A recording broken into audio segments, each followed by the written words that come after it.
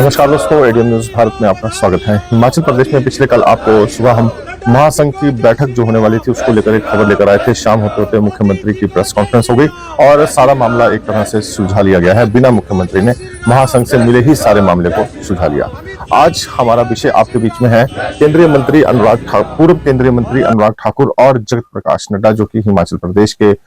बड़े नेता हैं, राष्ट्रीय अध्यक्ष भाजपा के हैं, और उनका और अनुराग ठाकुर के बीच का जो राजनीतिक तनाव है वो किस लिए बड़ा हुआ है और कारण क्या है और कौन लोग इसके पीछे हैं। क्योंकि पिछले कल एक बड़ी घटना हुई है सोशल मीडिया के माध्यम से। जो सोशल प्लेटफॉर्म है उसमें एक प्लेटफॉर्म को यूज किया गया और कल जब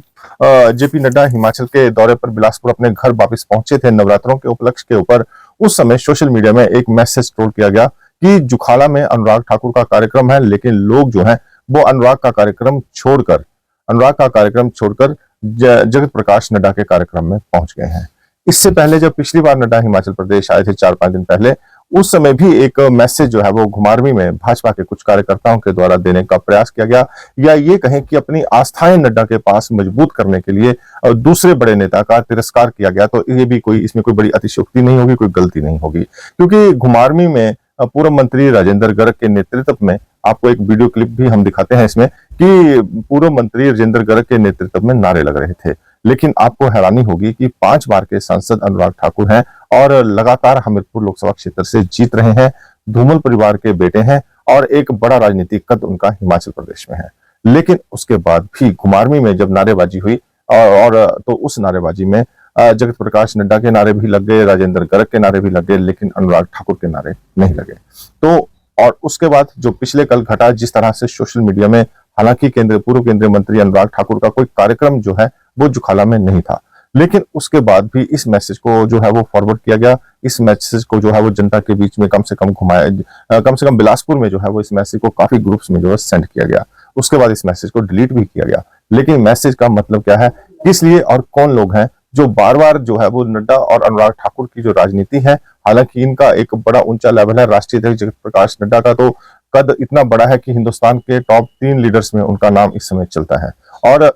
जब इस लेवल तक बंदा पहुंच जाता है तो ये जो छोटी राजनीति करने वाले लोग हैं, इन्हें जो है वो थोड़ा सा सोच समझकर काम करना चाहिए, क्योंकि इससे और किसी की इमेज को फर्क पड़े ना पड़े, लेकिन जो जनता के बीच में जब ये मैसेज ट्रोल होते हैं तो उस समय फिर यही कहा जाता है कि ये नेताजी का इशारा होगा, तभी इस तरह का मैसेज निकला अनुराग ठाकुर को नीचा दिखाने के लिए बिलासपुर में। लेकिन बड़ी बात यह है कि नेताजी के कानो कान इस तरह की चीजों की खबरें नहीं होती हैं, वो तो अपने बड़े कार्यक्रमों में व्यस्त रहते हैं। लेकिन उसके बाद इस तरह का मैसेज ट्रोल करना और फिर राजनीतिक तनाव जो है वो नेताओं में पैदा करना, अनुराग ठाकुर एक उच्च कद के नेता हिमाचल प्रदेश से हैं और बड़ी राजनीति उनकी है, और एक सबसे बड़ी बात यह है कि सांसद है, उसके बाद भी इस तरह का मैसेज निकल कर जाना अपने आप में जो है भाजपा के भीतर एक नया समीकरण या एक नया राजनीतिक तनाव पैदा करने वाली बात इसे हम कह सकते हैं। अगर हम अनुराग की बात करें तो धूमल परिवार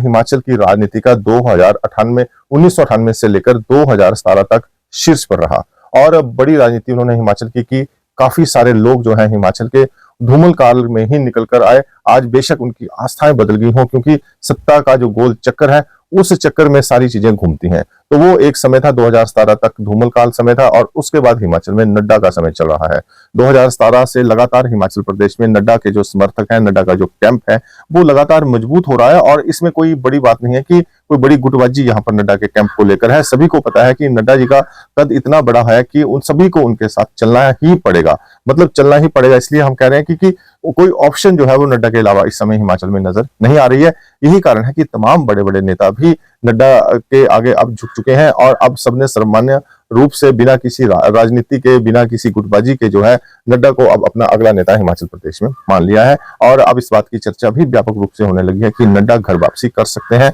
2009 में वो हिमाचल प्रदेश छोड़कर गए थे, और अब जो है जानकारी है जो नया समीकरण बनता दिखाई दे रहा है उसमें ये कहा जा सकता है कि नड्डा की घर वापसी हो सकती है, पूरी संभावना ऐसी है। लेकिन राजनेताओं में इस तरह का जो तनाव खड़ा किया जा रहा है हमीरपुर लोकसभा सीट में, हालांकि नड्डा जब ये जो 9 लोग जो कांग्रेस छोड़कर भाजपा में आए हैं, आजाद और 6 कांग्रेस के लोग, इनमें से 6 लोग जो है वो हमीरपुर पार्लियामेंट्री में है और इन सभी की आस्थाएं जगत प्रकाश नड्डा में है और ये सारा जो है नड्डा कैंप को ही मजबूती से मिली है और किसी को कोई लाभ नहीं हुआ है। भाजपा में तो इनको लाने का एक बड़ा असंतोष भी है, लेकिन समय के साथ ये सारी चीजें ठीक भी हो जाती हैं, इसलिए कोई बड़ा गंभीर विषय नहीं है। इलेक्शनों को भी अभी काफी समय है, लेकिन इन सबके बीच में नड्डा की जो लगातार मजबूती हो रही है ये सामने दिखाई दे रही है। तो ऐसे में अब अनुराग ठाकुर को जिस तरह से प्रचारित किया जा रहा है या जिस तरह से ये बताने का प्रयास किया जा रहा है कि अनुराग ठाकुर कमजोर हो रहे हैं, हालांकि अगर अनुराग की पॉलिटिक्स की बात करें तो वो फिलहाल चुप हैं। काफी समय से उन्होंने किसी को कुछ नहीं बोला है, ना उनका कोई इस तरह का कोई बयान आया है, ना कोई विरोधाभास उनका दिख रहा है। मतलब